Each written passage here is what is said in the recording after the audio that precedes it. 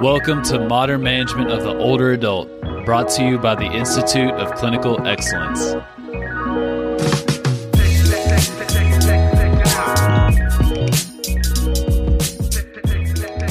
Hi everyone, welcome to the MMOA podcast. My name is Mayordomo. I'm an outpatient physical therapist and a TA with MMOA, the Older Adult Division of ICE Physio.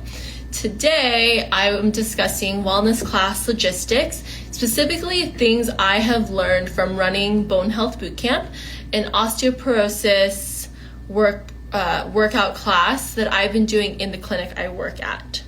So logistics are so key to everything running smoothly in the hour or 45 minutes or however much you have to allocate for a workout class in the clinic. It's so key to everything running smoothly within the hour that you have with them. So I've been doing this since early 2023, and there are definitely some things that I've changed around to make sure things run smoothly. So today I am going to talk about the three main logistical things that we will be talking about in terms of running a wellness class smoothly within a clinic. So number one, knowing and planning the timeline of the workout, what equipment you have to utilize, and how you will space and map things out for your actual workout or programming of the day. So first, know and plan the timeline of your workout. So I kind of learned this in a CrossFit Level 1 class and also training with a CrossFit coach at my local CrossFit gym, that pretty much every minute is accounted for within that hour. So for every Bone Health Bootcamp class I run, I always program a strength training portion, usually for upper and lower extremity, a conditioning portion where we're focusing on power, impact, balance, possibly some accessory strengthening as well, to make sure that they are solid for our strength portion. One thing I want to note is making sure you communicate with your coworkers the best you can so that you don't step on anyone's toes. If you know you're going to be using the squat rack from, let's say, 12:30 p.m. to 12:50 p.m., if someone is in that back gym with you or in the squat rack area, definitely let them know that's the time you're going to be using it, and if they're planning on using it, that it'll be free outside of that time frame. Let's say if the goal of the workout is to do a heavy back squat that day and also to do bent over rows, making sure you've planned, are you using a barbell for that movement? Are you using kettlebells or dumbbells for the other movement? I'm lucky because I have access to a lot of stuff. We'll talk about that in a sec, but I would try to make sure, okay, would it be easier for me to do the bent over rows with dumbbells to save yourself the time of switching the weights out and plates a bunch during the workout?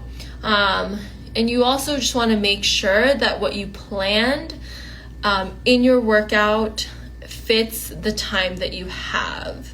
Sometimes I get a little too excited and I have programmed a little too much, and then we don't get to certain portions of it. So I've definitely learned to make sure I'm adding a few extra minutes to account for questions. If somebody really wants you to watch their technique and that takes away from the flow of the class for a second, all those things have to be accounted for to make sure you're successful and that you're doing everything that you plan to do within that time.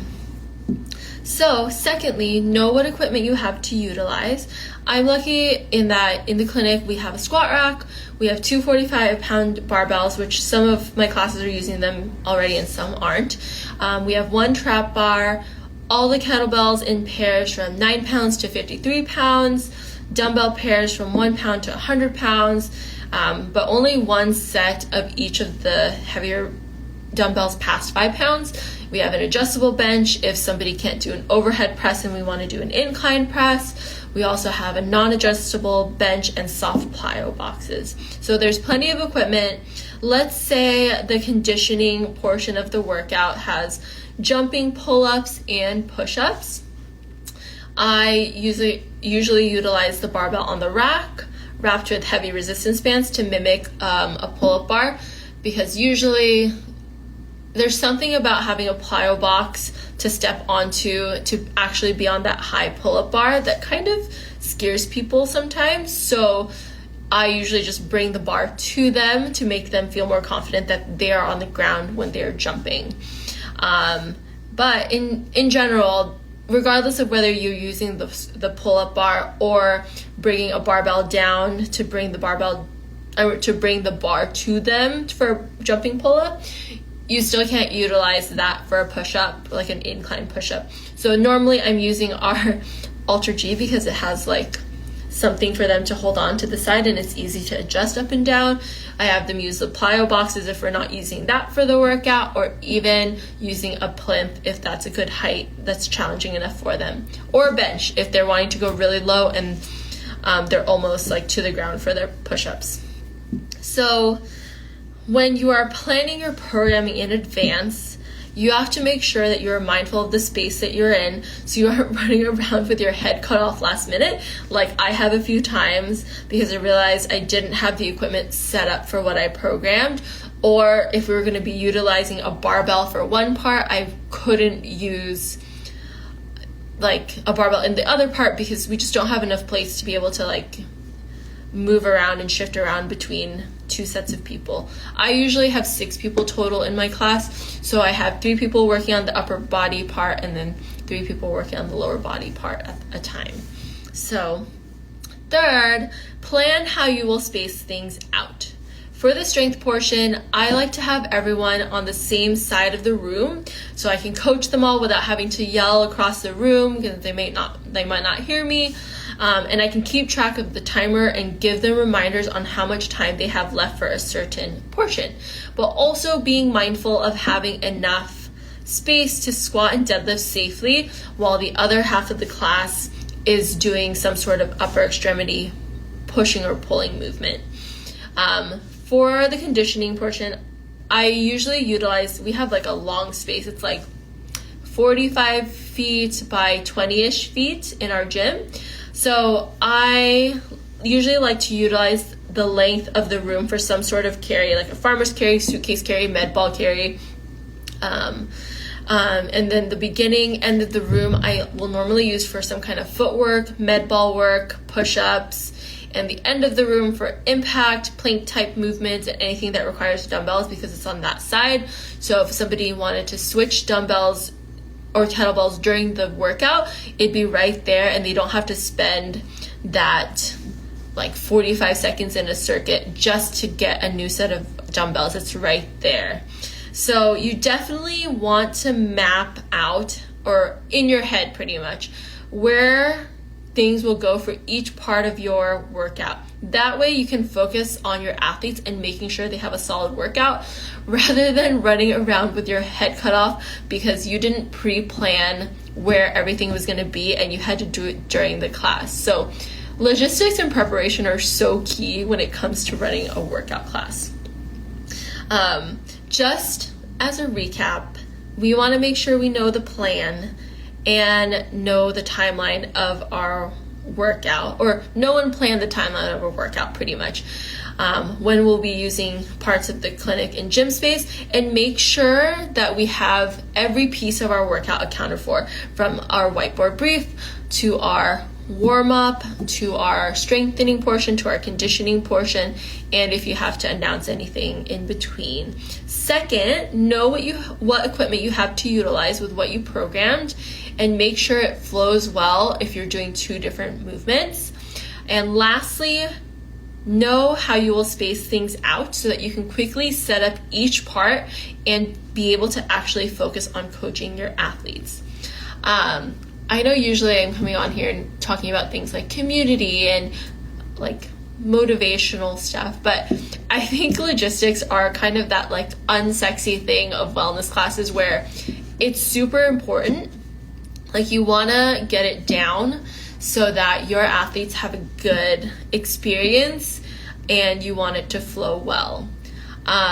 If you ask any of my friends, I'm not usually the most like plan everything ahead of time kind of gal. I'm kind of a like, let's go with the flow. Let's do this if we feel like it. But for something like this, I am definitely pretty particular about making sure I know exactly the timeline of the workout, knowing exactly what equipment I have to utilize, and if I have enough equipment, if I know that athletes might be at different levels, and also making sure that you kind of map out in your head, like, okay, I'm going to do this circuit with 6 movements or 3 movements. Here's where everything is going to go, and that's how I'm going to set it up when I get into the clinic/gym.